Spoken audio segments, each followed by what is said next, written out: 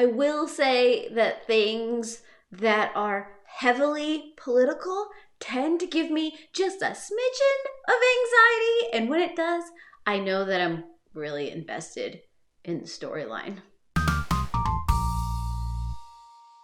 Hi guys, it's April, and I'm gonna do this review the same way I do all of my other reviews. I'm gonna have the non-spoilery section up front, followed by the spoiled fill dump afterwards. In case you don't want to spoil yourself, I just want to let you know when that transition happens. And I also want it noted that I received a free copy of this book for a free and honest review, but that in no way has swayed my opinion on this book, but I thought you guys should know this. So, War in the Fallows by Jahmil Effend Jahmar Effend is the first book in the High Council series. This book is set in a land called Caledonia, where there are various different kings across the land.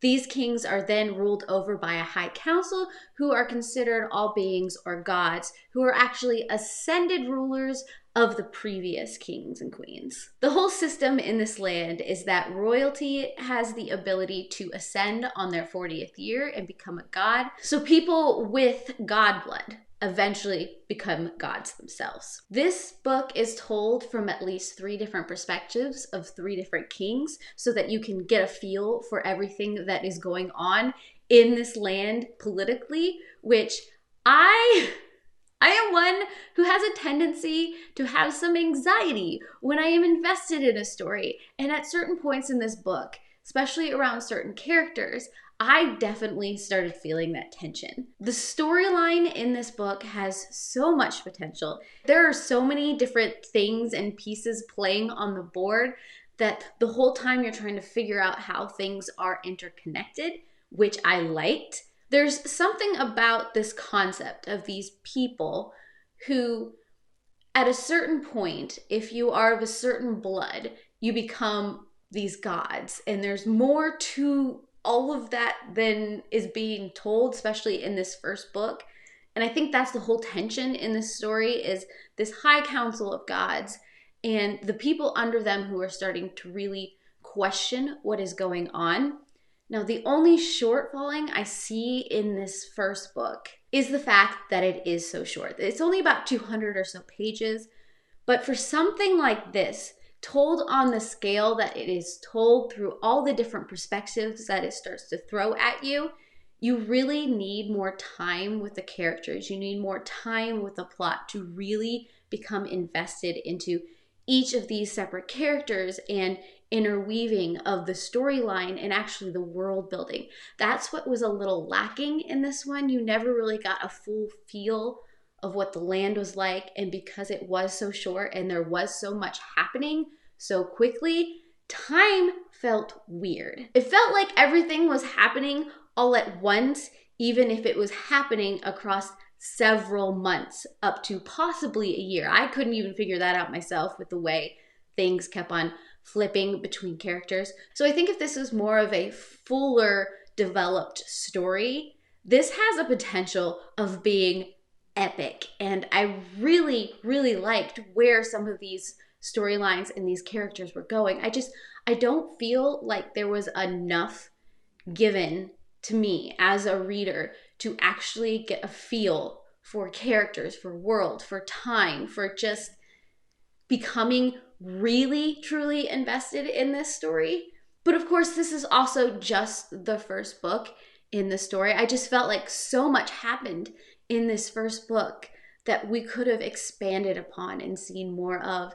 And I really, really would have enjoyed that. As it stands, I felt kind of cheated a little bit because I did start to like some of these characters. It took a bit to get there, but I was also left confused because of how quickly things were being given to me, and it didn't give me time to fully feel the development of everything. There's also another thing to note, that this book got very vicious in a way I wasn't expecting. I'm not mad about it at all. It was actually kind of interesting to see because some of these characters go really dark really quickly, and some of the influences of these characters are very dark. And I think that is really what held the weight of a lot of this story, because otherwise it just would have felt like, why do I care? There's no depth here, because it didn't give me a lot of depth. But in those sections and seeing some of that,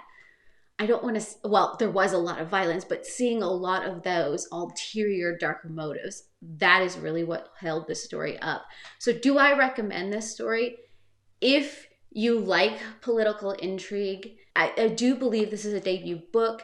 So it does kind of read like that this is the first story that they've told that has this kind of depth, and it just needed like 400 more pages to really feel like a true epic fantasy. It could be up there. I think that's the only thing missing. It's not a bad book. It has some very interesting things going on in it. I don't think you will hurt yourself by picking this up, and it will be interesting to see where these authors go next, what they do. It's a fascinating concept that they're starting to play with here.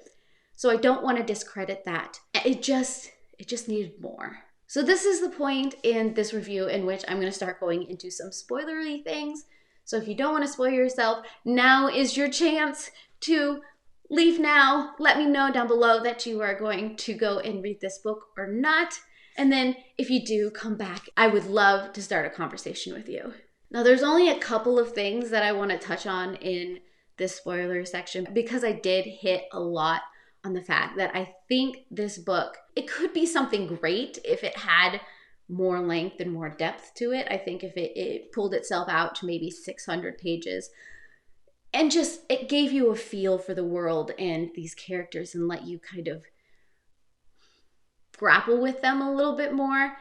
But I do have to say the death of Simon was probably the thing that hit me the hardest in this book, because that poor man, by no fault of his own, thought he was doing all the right things, all of the good things. And because he was manipulated into killing one of the High Council, one of the All Beings, he was then in turn sentenced to death without being given a chance to explain anything. So there's something in the fact that these All Beings consider themselves gods. It would be really interesting to know when they ascend what actually is different about them, what makes people consider them now gods, because we were never really given quite that chance. We were just kind of told that, hey, they ascended, they're now gods. But what's different about them? What makes them godlike now? But the other thing in this story, Asher and what he does to that poor 12-year-old girl who really was brainwashed. A lot of these people have been brainwashed into believing that they have to do anything that any of the High Council ever says, and was only trying to do what she was told. She's thrown off a balcony. I mean, I kind of understand why Asher snapped, because she was going to tell, and he had been brought up in such a violent family life that some of those responses were trained into him. And so he reacted to how he's always seen his father react, with total and epic violence. But then keeping that from his husband, keeping that secret, I think is a secret that is going to very much hurt him in the long run. Even if his husband had been the one in the first place that was trying to get Asher to just get up and leave, with no thought of how that would affect his sister if they had just vanished, what she would be left with, how she may be punished. I feel like this poor 12-year-old has no one who truly cares about her, like, in any of this, which is sad. But those are just a few things that really caught my attention in this book. Tell me down below what your thoughts are on this book. If you've made it this far, you guys are amazing. And of course, if you want to see more content like this, subscribe, hit that bell, get all of those notifications, and I heart you beautiful faces. Bye.